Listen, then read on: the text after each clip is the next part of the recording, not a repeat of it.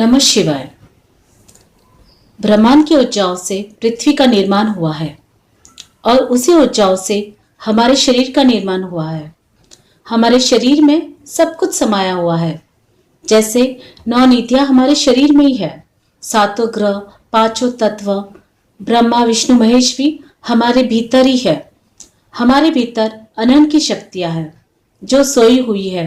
इन शक्तियों को हम चक्रों के माध्यम से जागृत कर सकते हैं।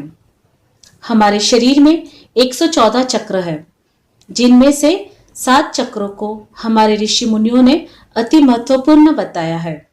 ये सातों चक्र हमारे जिंदगी के अलग अलग पहलुओं से जुड़े होते हैं।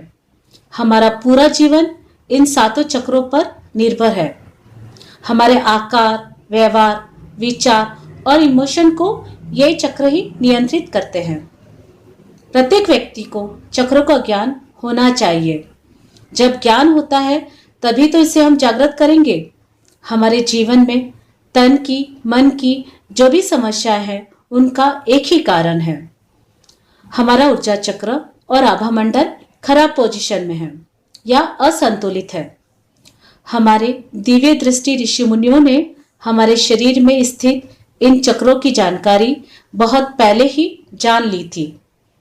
ऋषि मुनियों द्वारा ही चक्रों को जागृत व संतुलित करने की अनेक विधियां हमारे शास्त्रों में बताई गई है।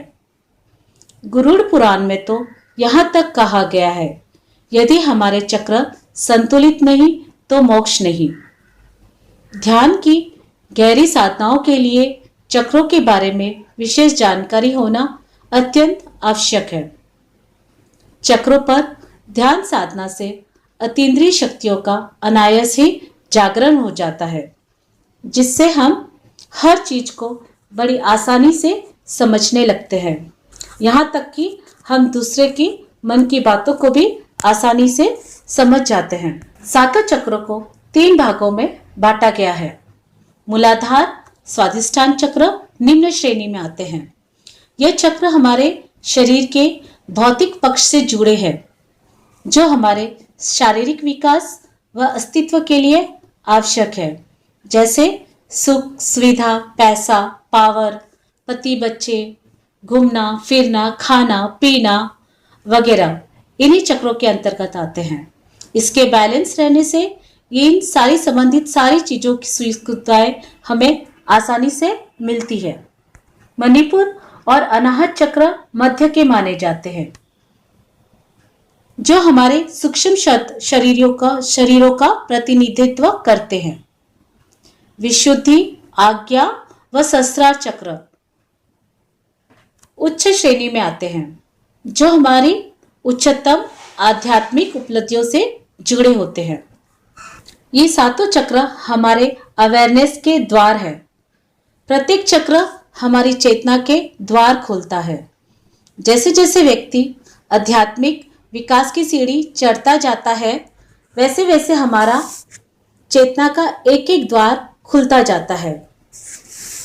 यही मोक्ष का द्वार है, जो बाहर नहीं हमारे भीतर ही है। पहले इसी ज्ञान को प्राप्त करने के लिए राजा महाराजाओं के, जो कि हम देखते हैं रामायण महाभारत में, कि अपने बच्चों को आश्रम भेजते थे, जिससे उनके बच्चों के भीतर ज्ञान, जो शाश्वत ज्ञान है, वो उन्हें प्राप्त हो और उन्हें हर परिस्थितियों में रहना सिखाया जाता था, जो कि आज के हमारे बच्चों में इसी ज्ञान की कमी है, जो जीवन के जीने के लिए बहुत जरूरी है।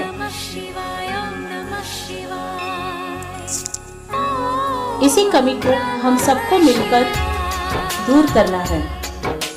हमारा प्रयास यही है, आपका जीवन सुखी और स्वस्थ रहे। धन्यवाद। नमः शिवाय।